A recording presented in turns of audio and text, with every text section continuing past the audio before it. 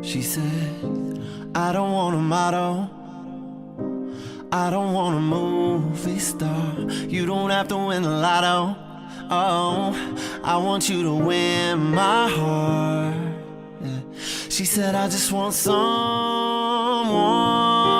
true. She said, I just want someone smoke with me, baby. Lay with me, baby. Laugh with me, baby. I just want the simple things. What's up, guys? Welcome back to my channel Metanoia. I hope everyone is doing well. As for me, I'm great. I can't complain much. I'm so sorry for not uploading last week's episode. I'm having technical issues which I'm trying to fix, and that's why we're here today.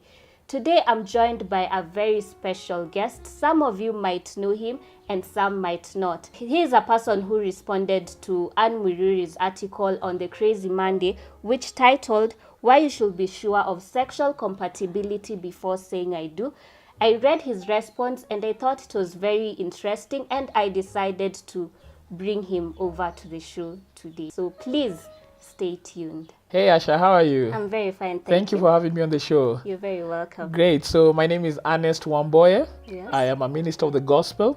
I also run a pornography addiction recovery program for men called Powerhouse. We help men express their sexuality purely, live their lives purposefully, and love their women passionately. We are really passionate about helping young men and women make the right decisions concerning their relationships before they get married, so that they can have great relationships once they walk down the aisle.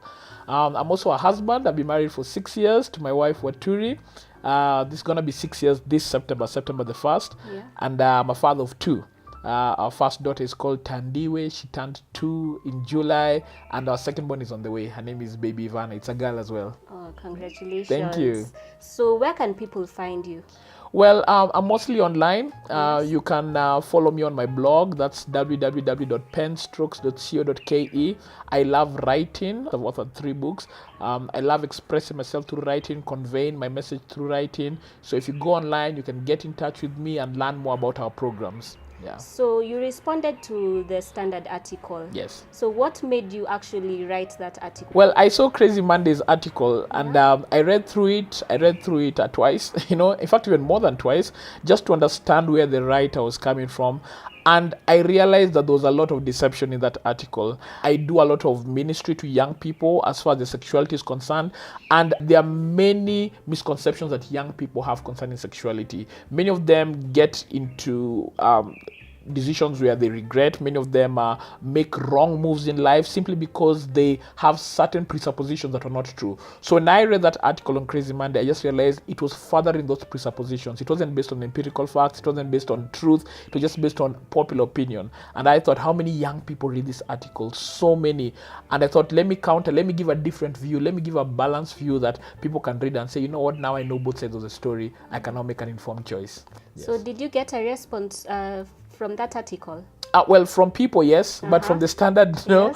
Yes. So I figured that if I send them a response, they may not like it, simply because, first of all, my response comes from a conservative point of view, and I know that doesn't make the news, that doesn't sell the paper. So I figured they may not respond to it, and they didn't. But I said, let me just also have it online, social media, and things travel on social media at times faster than they do on conventional media. So I put it on Facebook in the form of a note, and I just let it go viral, and it did go viral. Yeah.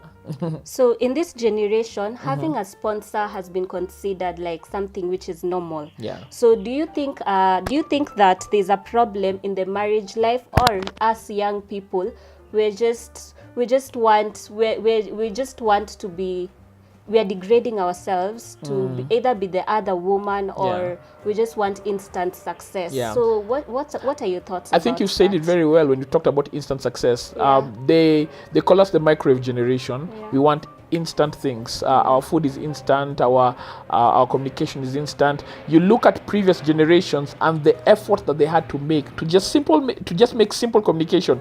Your parents had to travel long distances just to meet for a date. They had to depend on that call box to communicate, and they had to show up. And we are in a time where there's a lot that's available to us, but we are not willing to pay the price for success. We want things the short, easy way. And the thing is, you take the short, easy way, it always comes with repercussions. It doesn't come easy.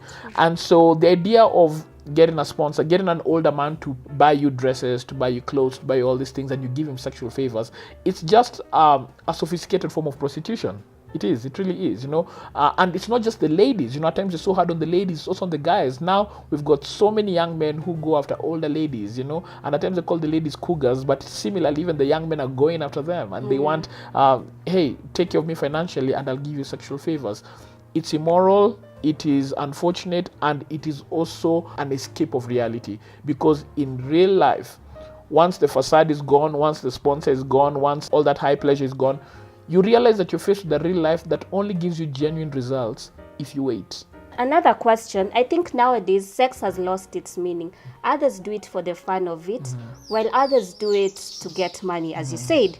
So what would you advise people who say that we're just having casual sex and there's no commitment? Do you think that this generation, we're losing our morals? Sex is not to blame. Sex has always been there. The only difference is the people who engage in it. And the constant in this particular issue is not really sex losing its meaning, but it's people who've decided to change their values, people who've decided to not uphold certain values. Sex is a great thing. It's a fantastic thing. I mean, it's the reason why you and I are here, and from my perspective, I believe that sex is not only just merely for pleasure, just merely for having children. It's also a way to really connect to this person on a deep level that no one else can. And many young people who engage in sex today just think, you know what, I'll go in, I'll go out. It's just a flesh experience. It's just my body. I get an orgasm and I'm out. It's more than that. You realize when you've had sex with someone, you not only connect them on a physical level, but also on a deeply emotional level. And that's why you don't forget them. You remember who they are. You may say, I have no feelings attached, but the truth is that there's something deep inside of you. You've got a soul. Your soul attaches to this person. You also have a spirit. Your spirit is deeply involved. So it's emotional, it is spiritual, it is volitional, it is psychological, because your mind is engaged. And when you do that with someone else, you cannot disassociate yourself from its effects. You become one with that person. And so the idea of casual sex, that I'll just have sex with this person and go, it's a myth. Even biologically, our scientists will tell us that a woman's body has estrogen, and by the time she connects with someone physically in the act of sex, her own body craves for connection with that person, And even the chemicals in our bodies, they crave for that kind of connection. So the idea of casual sex is self-deception.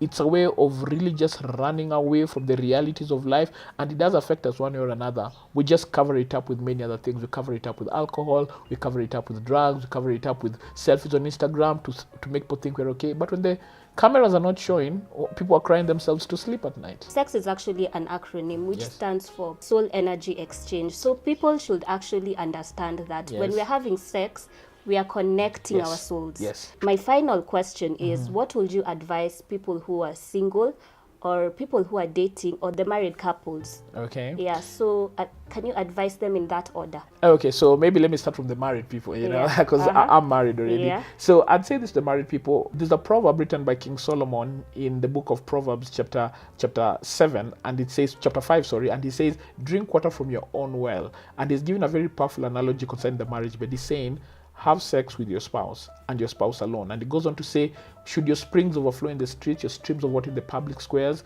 he says, don't let it be out there. It's such a pure and such a sacred act that it is only preserved if kept within the confines of your marriage bed. The beauty of your sexuality gets better and better the more you treasure it between the two of you. And so married people must act very carefully and must be very intentional concerning guarding their marriage bed. I'll say this to the dating and to the single. Sex is not like a tap that's running out dry somewhere, that all the water's going to run out and you're not going to experience it. At the proper time, sex will mean something deeper than just a one-night stand, something deeper than just running for the next tie, something deeper than just getting this temporary satisfaction to make you escape the realities of life from somewhere else. Maybe you're escaping from parents who are hard on you, or from friendships that are hard on you, or from a very difficult school environment. Sex has its proper meaning and its proper place. One of the things that you must do is ask yourself, whenever I engage in something, am I just doing it mindlessly or am I doing it purposefully? When you're guided by purpose, when you're guided by a thought process that wants the best out of life for you, you will realize that you will gain more self-control. Secondly, you will uphold certain values in your life. And thirdly, you'll realize that you'll treat your partner with more dignity. But if you don't, you will realize that self-control will be an issue, and that's where addictions come in. Secondly, you'll realize that your value system will dip and you'll not really care about what is right and wrong. And finally, you'll have disdain for the other person. They'll be your partner, but you'll realize that even after an act like that, your eyes are elsewhere. Your heart is not connected to this person. Keep it pure, keep it safe. At the right time, you're not going to regret it. So guys, let us not misuse sex, but have it for the right reasons. So if you want to check out that article which Ernest wrote, please, you can find everything in the description box below. I'll share it on my Facebook personal page, so please check it out. If this video was helpful, please give it a thumbs up and don't forget to like, share, and subscribe.